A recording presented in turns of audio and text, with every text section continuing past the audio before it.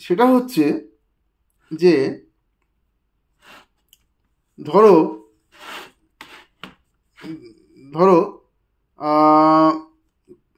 আচ্ছা, আমরা ত্রিভুজ তো জানি, ত্রিভুজ কাকে বলে? যার তিনটে বাহু আছে।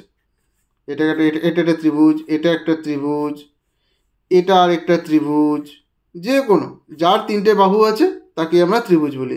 আর ত্রিভুজ এগুলোকে কী বলি? এগুলোকে বলি কোণ। কেন কোণ বলি?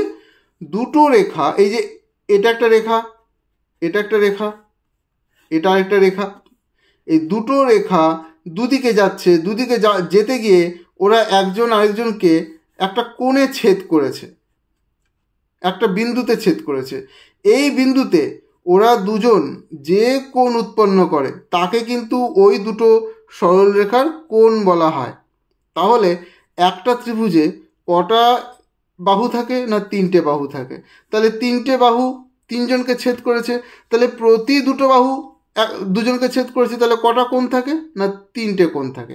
তাহলে একটা ত্রিভুজে তিনটে কোণ থাকে, তিনটে বাহু থাকে। একে আমরা কি বলি? একে আমরা বলি ত্রিভুজ। আমরা একটা একটা পিথাগোরাসের একটা সূত্র পড়েছিলাম, বানান যদি ভুল করি আমি পরে ঠিক করে দেবো। পিথাগোরাস হয়তো বানানটা ঠিকই লিখলাম। পিথাগোরাসের একটা সূত্র পড়েছিলাম। কি সূত্র পড়েছিলাম? না, বলছে সমকোণী ত্রিভুজ হতে হবে, সমকোণী ত্রিভুজ হতে হবে। তাহলে সমকোণী ত্রিভুজ কাকে বলি? সমকোণ কাকে বলি? সমকোণ বলি যার, সমকোণ বলি 90 ডিগ্রিকে, 90 ডিগ্রিকে সমকোণ বলি। তাহলে সমকোণী ত্রিভুজ কাকে বলি? সমকোণী ত্রিভুজ কাকে বলি? বলি যে ত্রিভুজের একটা কোণ সমকোণ, যে ত্রিভুজের একটা কোণ সমকোণ।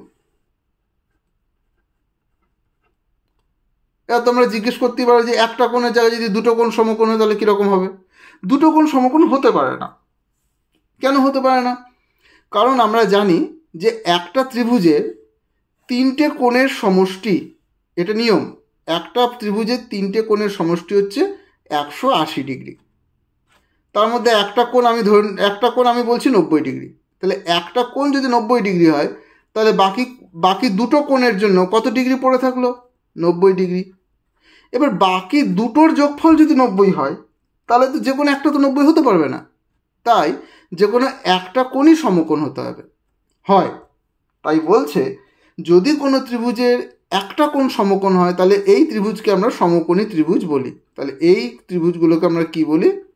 সমকোণী ত্রিভুজ বলি।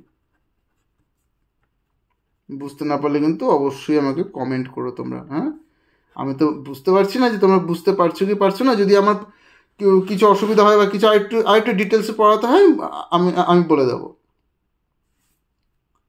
ঠিক আছে? তাহলে আমরা দেখলাম যে একটা ত্রিভুজের 180 ডিগ্রি, একটা ত্রিভুজের তিনটে কোণের সমষ্টি হচ্ছে 180 ডিগ্রি। তার মধ্যে একটা কোণ যদি 90 ডিগ্রি হয় তাহলে বাকি দুটো কোণের জন্য কত ডিগ্রি পড়ে থাকছে? 90 ডিগ্রি পড়ে থাকছে।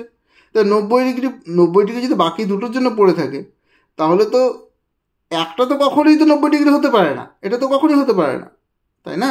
সেই জন্য যে কোনো একটা কোণ 90 ডিগ্রি হয়। আর যে কোনো একটা কোণ যদি 90 ডিগ্রি হয় তাহলে আমরা তাকে বলছি সমকোণী ত্রিভুজ। বোঝা গেল?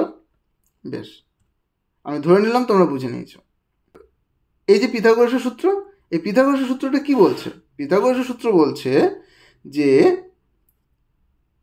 যদি একটা ত্রিভুজের একটা বাহু যদি a সেন্টিমিটার হয়, আরেকটা বাহু যদি b সেন্টিমিটার হয়, আরেকটা বাহু যদি c সেন্টিমিটার হয়, তাহলে যে কোণটা 90 ডিগ্রি তার দুটো বাহুর স্কোয়ারের অর্থাৎ a square plus b square এদের রুট ওভার ইকুয়াল টু অন্য বাহুটার দৈর্ঘ্য হয়। ঠিক আছে? অন্য বাহুটার দৈর্ঘ্য হয়।